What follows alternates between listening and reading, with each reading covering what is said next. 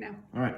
Hey guys, Greaves here. We're going to take a look at the series circuit. We're moving on here, okay? So, wrote a couple things here. Series circuit. Right now, just pay attention, okay? One path for current to flow. We took a look at current, right? We took a look at voltage. We took a look at resistance. Yesterday, we figured out how to find the resistance of a wire. Now, we're going to put everything together. We're going to start analyzing circuits, okay? So really to get a good understanding, I'm going to go back to that water analogy, which we used a week or so ago, right? I know it's going to be a little tedious at first, but it really makes it much better understanding of what's happening. So let's take a look. Let's draw myself a real, right now it might be a little bit complicated for you, but let's just draw a circuit. Here we have a circuit, right? So I have a battery, a voltage. Let's call I have a resistor 1, resistor 2, and resistor 3. What's going to happen is the voltage, right, source is going to push electrons out of the battery. You know, to look at this, right, circuits is just somewhat abstract. Trying to tell you guys about electrons moving through a wire, going through a resistor, etc. just becomes a little bit much. So let's go back to this water analogy, okay? So remember, what does a pump do, guys, right? Remember, we talked about this just a little bit before. All right, so let's take a look, right? So I'm going to have this pump hooked up to a water source, right? There's a valve. We talked about a valve, right? What a valve does, right? So here's another valve. Here's another valve.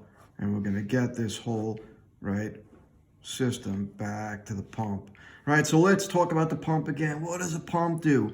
Pump creates high and low pressure, right? Remember what I asked you to think of the voltage source, right? Remember one of the ways I wanted you to think of the voltage source, it creates high and low electrical pressure, right? So here I have my pump, right? It's going to pump water, right? What does it pump out? Well, we got this water, right? And it's pumping through, right, my 3 valves, which, by the way, are equivalent to my resistor. So let's see if I can get an analogy between this water system and this electrical system. All right, remember, what does the water pump do? It pumps water, H2O. But let's take a look at this series circuit. What's my first definition here? Only one path for current to flow. So let's take a look. If I tell you that I have this pump pumping, let's say 10 gallons, right? If 10 gallon leaves the pump, what has to come back to the pump? Well, 10 gallons has to come back to the pump. And let's go take a look. It comes out of the pump, it goes around this pipe. And would you agree that 10 gallons must go through this valve right here? If 10 gallons go through this valve, how many gallons are going to go through this valve? 10. And this one, you got it, 10, right? So let's take a look over here now. If I tell you that I have some current, I don't know, 1 amp coming out of the battery, right, and it goes around my loop, doesn't 1 amp have to go through this resistor? And doesn't 1 amp have to go through that resistor? And doesn't 1 amp also have to go through that resistor? So guess what? We just came up with a little relationship here, right? We just made an analogy between water going around the water pump and electrons going around an electrical pump, okay? Or I should say electrical circuit, right? And what did we say? 10 gallons that come out of the pump must go back in. So if it's only one path through it to flow, it must go through this valve, must go through that valve, and must go through that valve, right? If that's the case, right, my analogy is the current behaves the same way.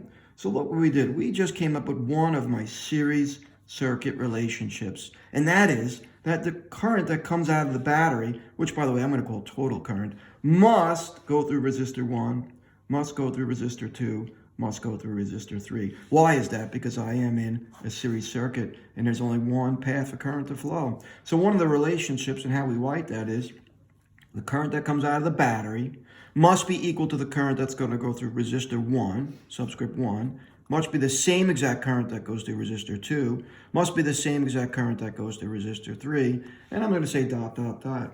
Okay? So that's how the current acts in a series circuit. All right, what else happens here? All right, let's go back to what other relationships do I have? Let's go back to my pump system again. Remember, right? Pump creates high and low pressure zones. So let's suppose that I tell you at this point right here, I don't know, I have 100 psi, 100 pounds per square inch, right? If this is the high pressure zone, this has to be my low pressure zone, and then for argument's sake, I'm just making it 0. Is that okay? So I have, right, a pump pressing 10 gallons, right, out this right? And it's going to get to this valve right here. So what has to happen?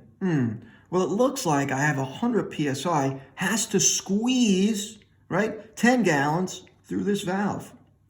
And what's going to happen is it's going to take some of that pressure to get that 10 gallons through this valve, right? So here I'm going to say that I have 100 psi because it's all connected to the same thing. Let's argument's sake, I'm going to come up here. I'm going to say that I'm going to put another gauge there. I'm going to say that's 80 psi. Well, let's just take some numbers here. It took 10 gallons, I should say, went through this valve. Well, how much pressure did it take? Well, if I measure the pressure here and the pressure here, lo and behold, the difference in pressure, it looks like 100 minus 80 is going to be 20.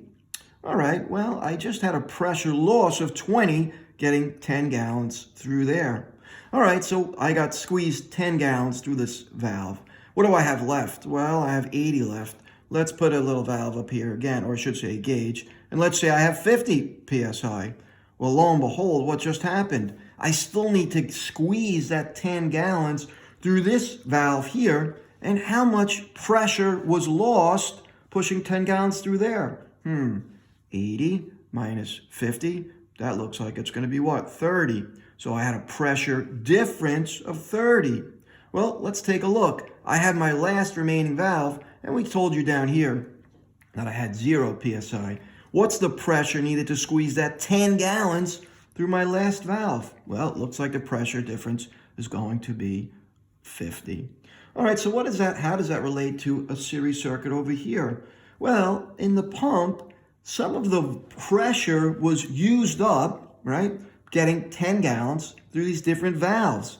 And the valves act like resistors. So what happens over here? I have a total voltage, total electrical pressure, that has to push the same exact current through these resistors. So what that means is some of that voltage is going to be used up, pushing that current through those resistors. So I'm going to use the word shared, but it's not really shared because I don't want to mislead you, say that it's shared equally.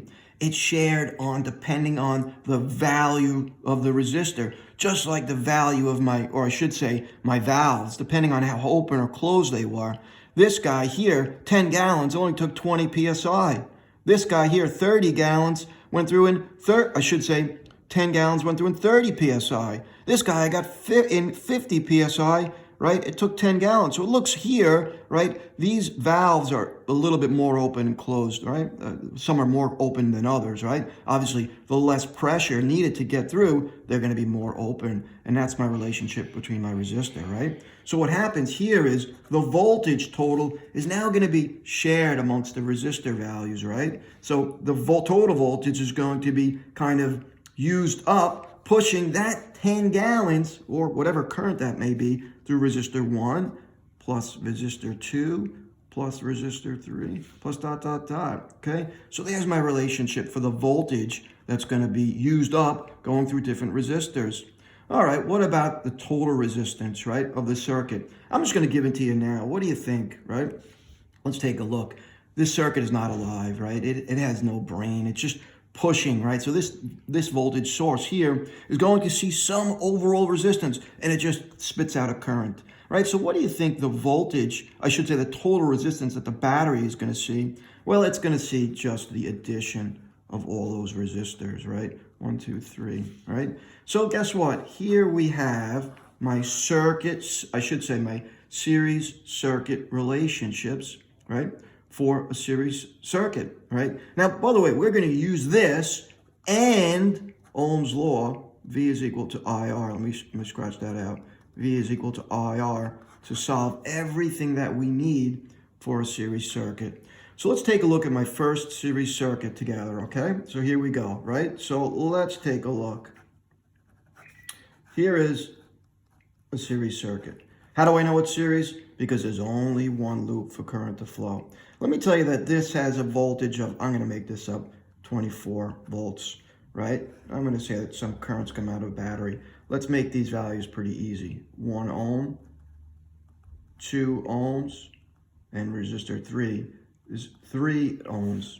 Now, what I'm going to ask us to do is let's solve everything. What do I mean by everything? Let's solve the current that comes out of the battery. Let's solve the current that goes through R1, R2, R3. Let's solve for the voltage that's going across resistor 1, 2, and 3. Now, I'm going to implore you, right? I'm going to beg you guys to do what I ask you to do here.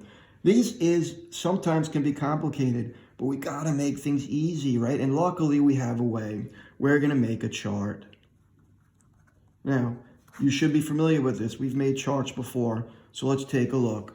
All my charts, heading VIR. Why VIR? Hopefully, if you look at VIR, it should remind you of Ohm's law, right? So chart heading VIR. All right, those are my columns. How many rows do I make? We always make one more row than resistor. Why is that? Because I must include the battery. So I have row 1 for resistor 1, row 2 for resistor 2, row 3 for resistor 3, and row 4, which I'm just going to call total. That is my battery. All right, so what are we going to do? Let's fill in some information that I know. All right, what do I know? Resistor 1, 1 ohm. Resistor 2, 2 ohms. Resistor 3, 3 ohms. And what else do I know? Well, I know the total voltage of the battery. By the way, my total row, that is the battery source itself. Okay? So this is 24 volts. All right. So now, remember, I'm going to use my series circuit relationships along with Ohm's law to fill in my chart. And if I filled in my chart, I found everything. Okay, so ready? Let's take a look. What do I know? Well, unfortunately, I can't use Ohm's law at this point. Why is that? Because I have unknowns, right? VIR, 2 of them are unknown, and I can't use Ohm's law at this point. However, let's see, can I use some of my relationships from a series circuit? Lo and behold, I can. Can I find the total current comes out of the battery? Yes, not the total current, sorry. I guess I can find the total resistance, right? And I can because I know the total resistance, or really the resistance that the battery sees, is going to be equal to the addition of the individual resistors in the circuit. So 1 plus 2 plus 3, I get 6 ohms. Awesome. What can I do now? Well, I like the charts. To me, it's a little bit of a puzzle. What do I have now? Now I can do, right, Ohm's law on the bottom row here because I have what? 2 out of 3. So Ohm's law, right? So Ohm's law for total here. V is equal to IR. So what do I have? 24 volts is equal to, what am I looking for? 6 ohms. All right. I trust that you guys can do this math. So 24 divided by 6 looks like I got 4 amps. All right. So now I know that the total current coming out of the battery is 4 amps. Well, how does that help me? Well, let's take a look. What do I know about a series circuit and current? Well, I know that the current going through all the resistors must be the same. So guess what? If I found the current in the battery, I found the current in resistor 1, 2, and 3, right? All right, now what? Well, look at this. I now have 2 out of 3 in Ohm's law, and I can just do V equals IR. V equals IR. So I'm just going to multiply 4 times 1. 8 amps, should say, my bad, right? 8 volts are used up out of the 24, pushing 4 amps, right, through the 1 ohm resistor. You know what? My assistant just told me that is 4. My productive assistants, thank you so much, right? That is 4, right? What is the voltage out of here? Shush you, right? 8 volts, okay? Next one, what do I got here? 12, awesome, okay? So look what I just did. We just used, right, the series circuit relationships and Ohm's law to find out all the information that happens in a series circuit. Here's what I want you to do. I'm going to give you, right, a little problem to solve on your own, right? You're going to do it. Maybe I'll give 1 or 2. We'll just make a couple up. I want you to turn off the video, right? Do these problems. I will post the solutions, right, and we'll take it from there. So let's just make a couple of things up.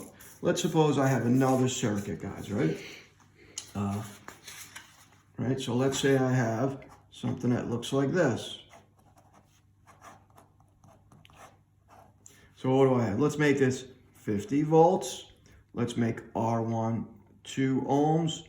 R2 is 4 ohms. R3 is 6 ohms. Find everything, just like we did before. Let's do another one. Right? So let's make this 120 volts, just like if you plug something into your house outlet, right? Let's make this R1 30 ohms. R2 is equal to, I don't know, 60 ohms. And let's make R3 equal to 100 ohms. Why don't you find everything there, okay? If you need to, go back to the video, take a look at how I did things, right? I will post these solutions online in a couple of minutes, okay? See you later, guys. Wash your hands.